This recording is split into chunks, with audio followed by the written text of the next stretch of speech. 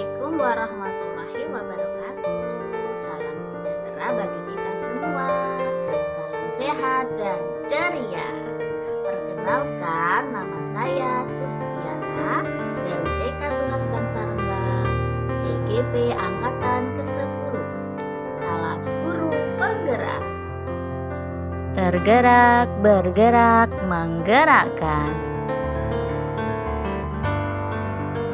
Pada kesempatan kali ini saya akan memaparkan aksi nyata modul 1.4 budaya positif. Rancangan aksi nyata modul 1.4 budaya positif. Latar belakang. Sekolah merupakan lembaga yang di dalamnya ada kegiatan pendidikan, di mana Ki Hajar Dewantara menyatakan bahwa pendidikan adalah proses menuntun segala kekuatan kodrat yang ada pada anak agar menemukan kebahagiaan dan keselamatan yang setinggi-tingginya, baik sebagai manusia maupun sebagai anggota masyarakat. Untuk mewujudkan manusia yang bahagia dan selamat tersebut, diperlukan pendidikan karakter atau pembiasaan-pembiasaan yang baik. Pembiasaan-pembiasaan tersebut nantinya akan menjadi budaya positif di sekolah. Sebagai langkah awal menciptakan budaya positif itu, di sini saya akan membuat kesepakatan kelas sebagai upaya pembentukan disiplin positif di kelas. Tujuan: membantu ketertiban proses belajar mengajar, membiasakan anak untuk bertanggung jawab terhadap apa yang telah diucapkan dan diperbuat, membangun hubungan yang dekat antara guru dan murid, membiasakan anak untuk menerapkan disiplin positif sehingga tercipta budaya positif di kelas. Tolak ukur: murid merasa nyaman dan semangat dalam belajar, guru dan murid saling menyayangi, menghormati, dan peduli.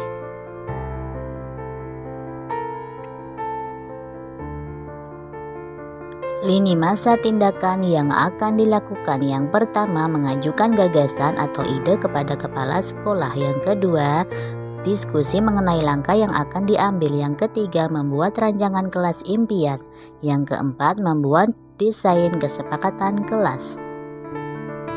Dukungan yang dibutuhkan: yang pertama, dukungan dari kepala sekolah selaku penanggung jawab yang ada di lembaga; yang kedua, dukungan dari stakeholder sekolah; yang ketiga, dukungan dari teman guru selaku teman sejawat; yang keempat, dukungan dari wali murid; yang kelima, dukungan dari lingkungan masyarakat sekolah; yang keenam, dukungan dari partisipasi murid di kelas dalam membuat kesepakatan kelas. Keyakinan kelas B TK Tunas Bangsa.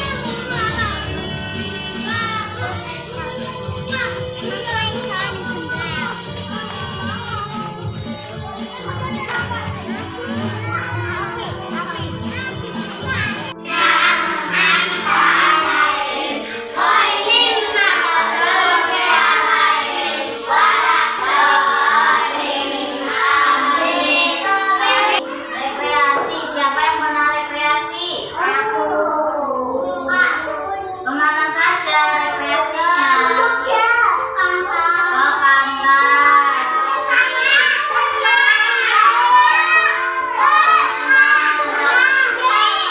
Ke gunung. Kalau ke tempat rekreasi, perlengkapannya apa saja, nggih? Bawa apalagi? Tenda. Bawa apa Mas Andi? Kalau mau piknik bawanya apa? Perlengkapan mandi. Bawa topi. Sabun. Anak praktek membuat pasar dari balok bangunan dan pertokoan. Ayo anak-anak yang butuh baloknya diambil. Ini kelompoknya Mas Biru ya. Buatnya apa ini sayang? Buat pasar nggih. Ayo. Iya, ayo. Yang kurang baloknya bisa ambil.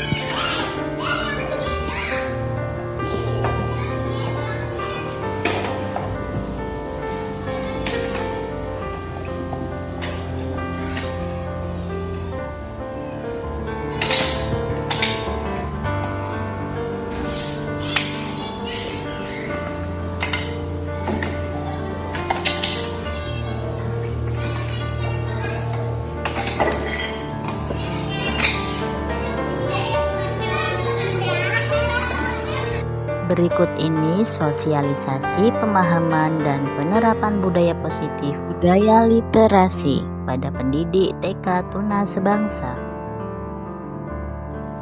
Assalamualaikum warahmatullahi wabarakatuh. Sebelumnya perkenalan diri saya Ibu Sustiana dari TK Tuna Sebangsa yang mengikuti CGP Angkatan 10. Saya mendapat tugas untuk berbagi pemahaman dan berbagi ilmu tentang budaya positif. Sebelumnya saya ucapkan terima kasih atas kehadiran ibu-ibu yang berkenan untuk mendengarkan presentasi yang akan saya sampaikan. Sebelumnya SBY dulu ya Bu ya, kita bersenang-senang dulu yuk.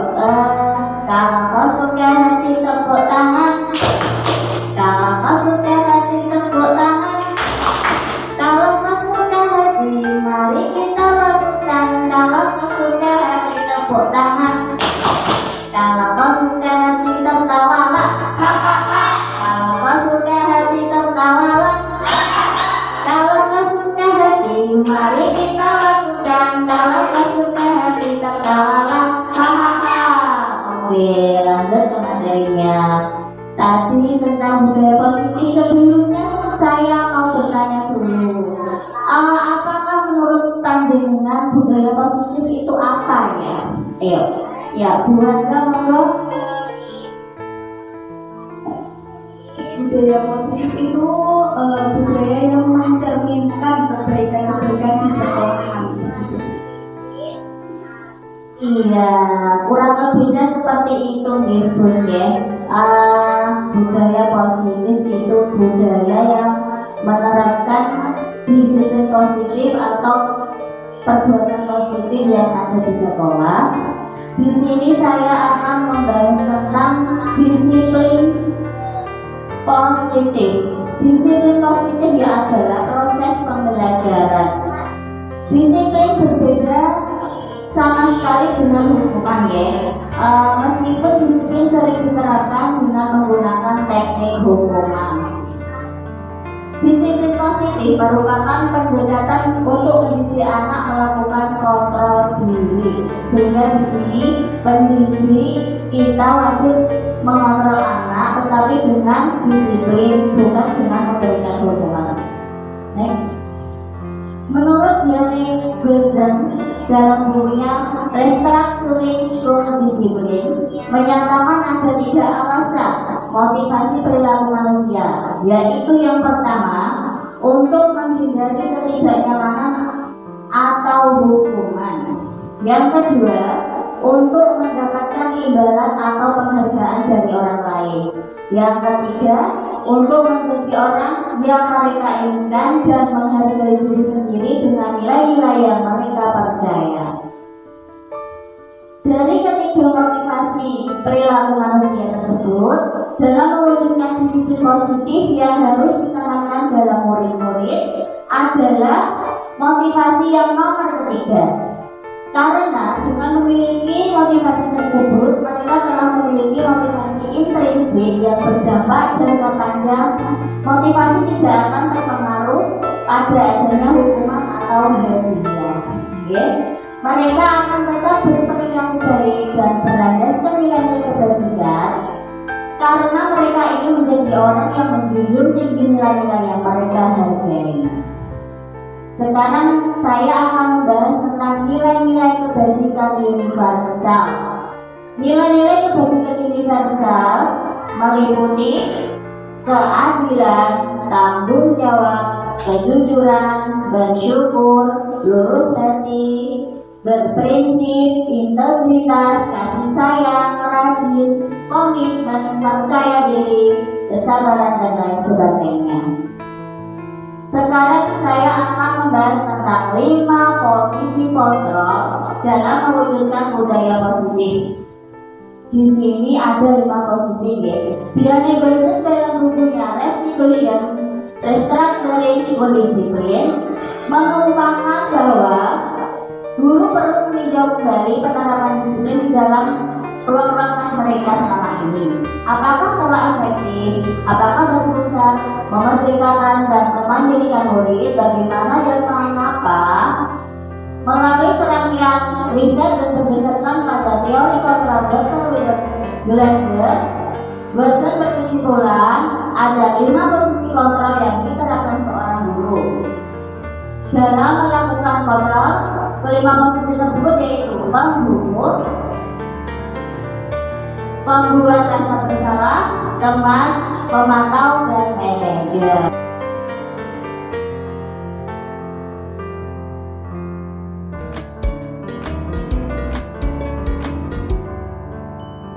Salam bahagia Ibu dan Bapak guru hebat. Dalam penerapan disiplin positif restitusi, salah satu program yang dikembangkan adalah 5 posisi kontrol. 5 posisi kontrol dalam restitusi adalah proses perjalanan seorang pendidik agar dapat mengenali dirinya. Pada video kali ini, kita akan membahas tentang 5 posisi kontrol yang dikembangkan oleh Diane Gosset dan contoh penerapannya.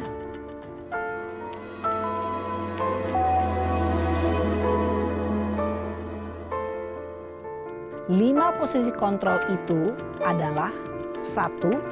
Posisi penghukum. 2. Posisi pembuat merasa bersalah. 3. Posisi teman. 4. Posisi pemantau atau monitor. Dan 5. Posisi manajer. Untuk lebih memahami kelima posisi tersebut, mari kita saksikan kasus Naren yang terlambat hadir 20 menit di sekolah dan melihat bagaimana kelima posisi kontrol dalam menghadapi masalah tersebut. Nah, sekarang saya akan membahas tentang 5 kebutuhan dasar manusia. Apa saja 5 dasar kebutuhan dasar manusia tersebut? Kita bisa lihat pada gambar lingkaran tersebut. Kebutuhan yang paling utama yaitu bertahan hidup, kesenangan, kebebasan, kasih sayang, dan rasa diterima, dan yang terakhir penguasaan. Kita percaya bahwa murid memiliki tujuan di balik perilaku mereka. Salah satunya adalah untuk memenuhi kebutuhan dasar mereka. 5 kebutuhan dasar manusia tadi ini yang sudah saya sebutkan. Kebutuhan untuk bertahan hidup adalah kebutuhan yang bersifat fisiologis untuk bertahan hidup, misalnya kesehatan, rumah, dan makanan. Kasih sayang dan rasa diterima, intinya di sini anak sangat butuh untuk diberikan kasih sayang. Yang ketiga, penguasaan, yaitu kebutuhan pengakuan atau kemampuan. Yang keempat, kebebasan. Anak-anak dengan kebutuhan kebebasan yang tinggi meminginkan pilihan. Mereka perlu banyak bergerak, suka mencoba, tidak terlalu terpengaruh orang lain, dan senang mencoba hal baru dan menarik. Yang kelima yaitu kesenangan. Kebutuhan anak merasa senang. Anak-anak dengan kebutuhan dasar kesenangan yang tinggi biasanya ingin menikmati apa yang dilakukan. Mereka juga bisa berkonsentrasi tinggi saat mengerjakan hal yang disenangi. Sekarang saya akan mengenalkan tentang restitusi. Apa itu restitusi? Restitusi adalah proses menciptakan kondisi bagi murid untuk memperbaiki kesalahan mereka, sehingga mereka kembali kepada kelompoknya dengan karakter yang lebih kuat menurut Gosden tahun 2004.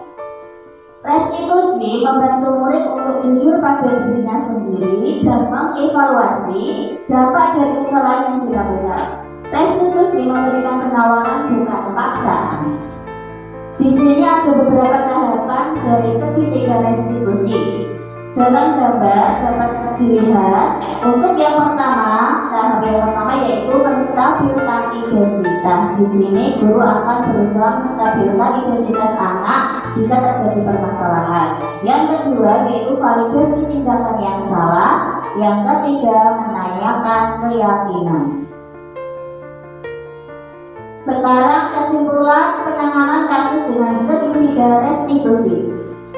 Dengan kesimpulan penanganan kasus dengan segitiga restitusi ini, diharapkan guru bisa memposisikan diri sebagai manajer dengan memberikan pertanyaan-pertanyaan yang bermakna kepada murid, sehingga murid bisa berkata jujur, mandiri, percaya diri, dan bertanggung jawab. Skenario kasus 2.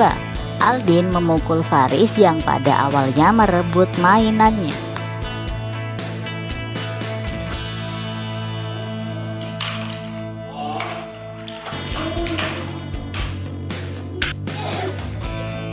Penyelesaian dengan langkah-langkah segitiga restitusi.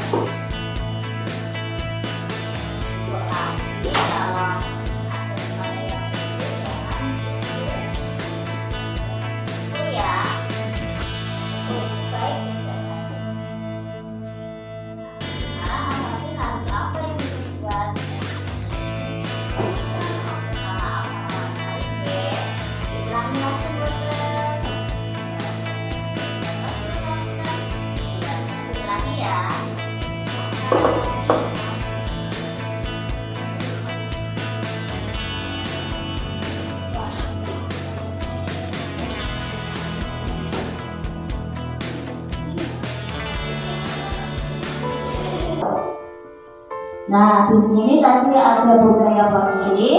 Setelah kita melakukan budaya-budaya positif tersebut, akan tercipta lingkungan yang positif.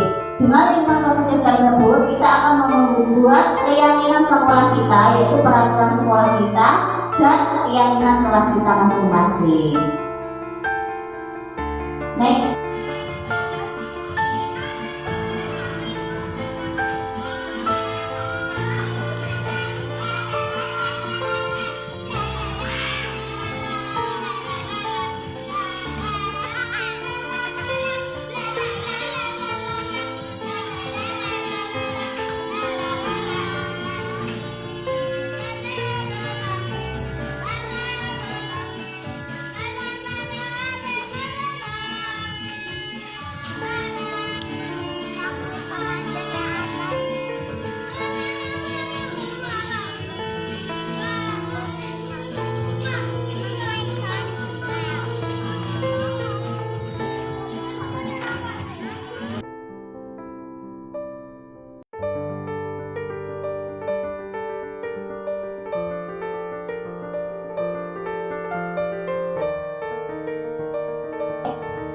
Nah, demikian presentasi dari saya, semoga dapat bermanfaat.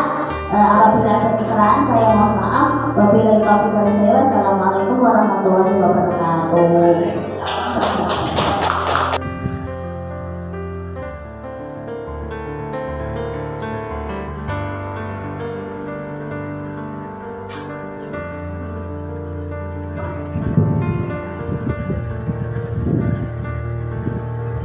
Assalamualaikum warahmatullahi wabarakatuh.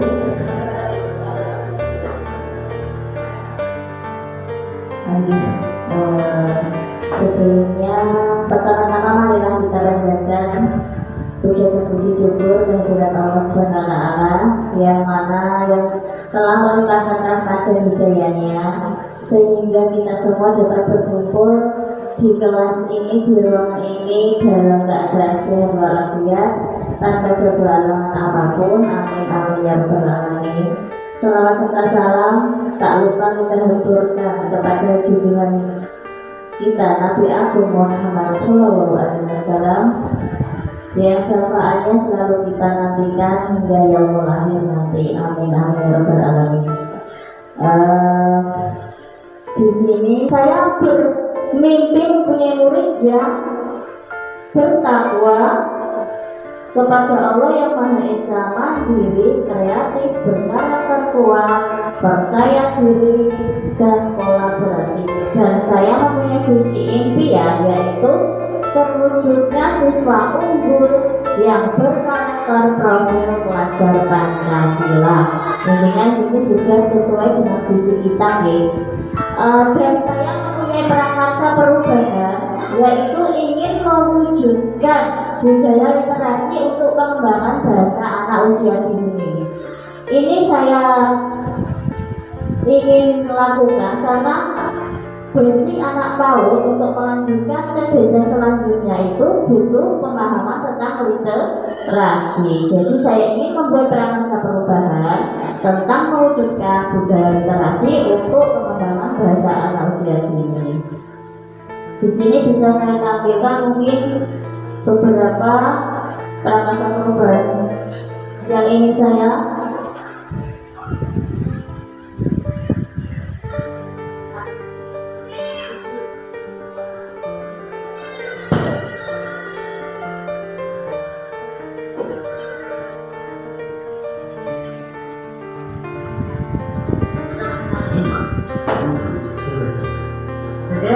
bergerak, menggerakkan. Kali ini saya akan menyampaikan demonstrasi kontekstual manajemen perubahan inquiry apresiatif budget. Berawal dari mimpi saya memiliki murid yang bertakwa kepada Allah yang Maha Esa dan berakhlak mulia, berkarakter kuat, mandiri, kreatif, kolaboratif, dengan visi terwujudnya siswa unggul yang berkarakter profil pelajar Pancasila. Prakarsa perubahan mewujudkan budaya literasi untuk pengembangan bahasa anak usia dini. Mewujudkan budaya literasi untuk pengembangan bahasa anak usia dini menggunakan pendekatan inquiry apresiatif, yakni manajemen perubahan yang kolaboratif yang berbasis kekuatan, mengidentifikasi kekuatan dengan prakarsa perubahan aktif, membuat rancangan tindakan perubahan berdasarkan tahapan budget. Identifikasi kekuatan aktif A. Perpustakaan, tenaga perpustakaan, koleksi buku cerita bergambar dan buku alat peraga edukatif, kemampuan bercerita guru, anak-anak suka gambar kartun dan membaca gambar. T. Tantangan, membiasakan anak-anak untuk gemar membaca, berani dan mampu menceritakan kembali gambar yang dibaca dengan bahasanya sendiri, menambah koleksi buku cerita bergambar yang menarik. Aksi, jalin kerjasama dengan orang tua untuk membacakan buku yang dipinjam anak, kemudian anak bercerita di depan guru dan teman-temannya, mengusulkan penambahan buku cerita kepada konsep. Pembelajaran, anak mampu membaca gambar dan menceritakan dengan bahasanya sendiri dengan baik dan runtut. Murid dari kegiatan program ini. Yang kedua, sering dari apa yang di video tadi.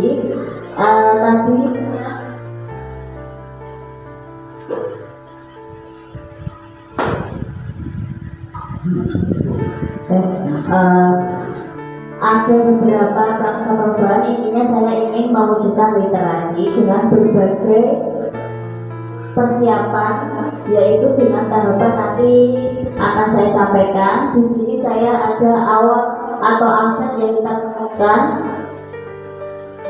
tenaga perpustakaan koleksi buku cerita. Di sini di sekolah ada beberapa buku cerita yang mungkin bisa jadikan referensi untuk persiapan literasi anak. Tantangannya itu membiasakan anak gemar membaca, dan literasi itu memang tantangan kita ya Bun ya. Karena anak itu sangat bervariasi sekali, dan aksi nyatanya yang bisa kita lakukan itu kerjasama dengan orang tua juga. Di sini apapun yang kita lakukan, jika orang tua tidak bisa berkolaborasi dan melanjutkan pembelajaran anak di rumah, tentu saja anak akan susah untuk mempelajari budaya literasi tersebut.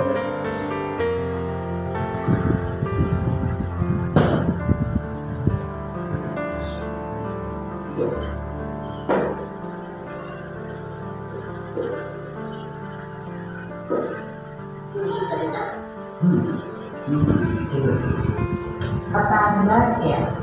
Di sini saya menggunakan lama-lama baca.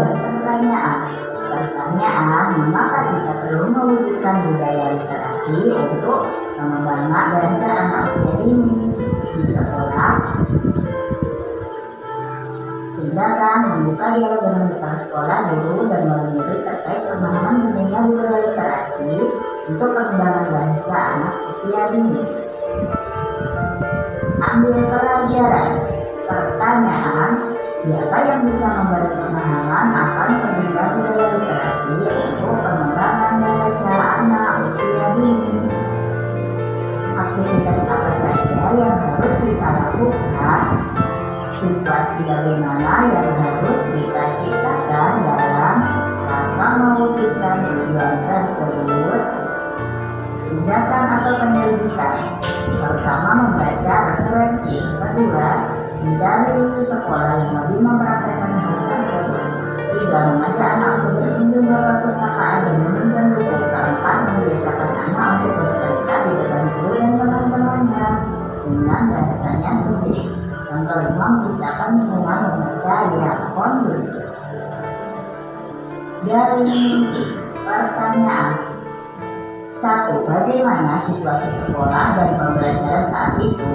Yang kedua, bagaimana anak bisa dengan mudah dan percaya diri mengemukakan pendapatnya?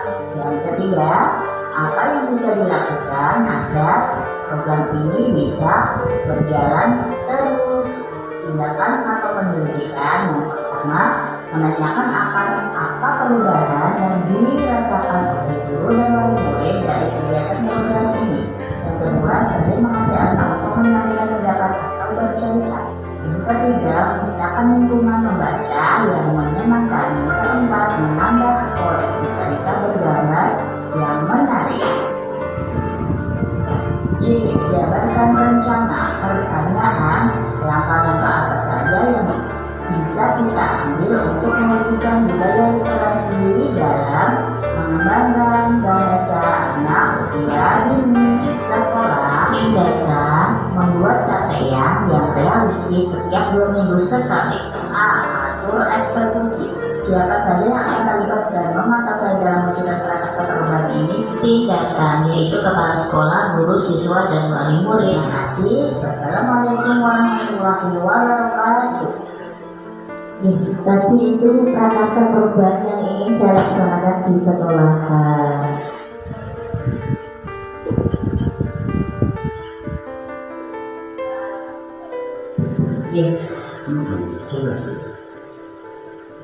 Tadi sudah saya sampaikan, sampaikan tadi rencana perubahan saya sesuai dengan alur baja. Demikian yang bisa saya sampaikan. Kalau kurang berkenan atau mungkin tidak sesuai dengan panjenengan, saya mohon maaf yang sebesar-besarnya. Wabillahi taufiq wal hidayah. Wassalamualaikum warahmatullahi wabarakatuh. Anak-anak belajar untuk menyukai literasi dengan melihat dan membuka buku bacaan. Mas Adi. Itu bukunya bagus ya. Buku tentang apa itu sayang? Mas Arsa. Mas Brian. Apik sayang.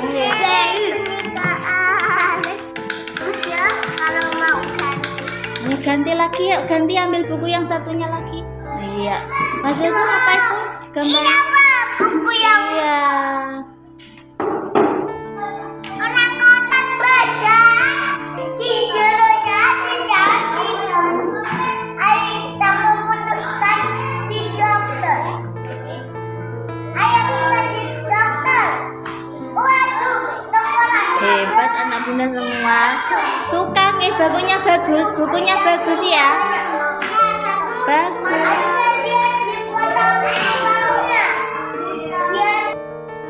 Assalamualaikum warahmatullahi wabarakatuh.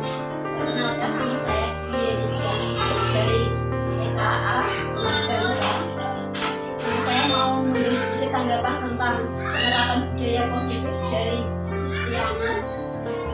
Jadi penerapan budaya positif dari Sustiana itu sangat bermanfaat bagi kami para pendidik TK Tunas Bangsa. Semoga kami para pendidik TK Tunas Bangsa bisa menerapkan dengan anak-anak didik kita. Semoga bermanfaat bagi kita semua dan kita bisa menerapkan dengan baik. Warahmatullahi wabarakatuh. Saya Sylvia Nur Azizah, rekan sejawat dari Ibu Sustiana, menanggapi dari presentasi dari Ibu Sustiana SPD tentang budaya positif, sangatlah bagus dan bermanfaat, sehingga dapat memotivasi saya untuk menerapkan di sekolahan TK Tunas Bangsa. Semoga dengan apa yang disampaikan dengan Bu Sustiana dapat memberikan motivasi bagi diri saya sendiri untuk lebih maju lagi dalam pembelajaran selanjutnya. Terima kasih. Wassalamualaikum warahmatullahi wabarakatuh. Demikian aksi nyata modul 1.4 budaya positif. Sekian dan terima kasih. Wassalamualaikum warahmatullahi wabarakatuh.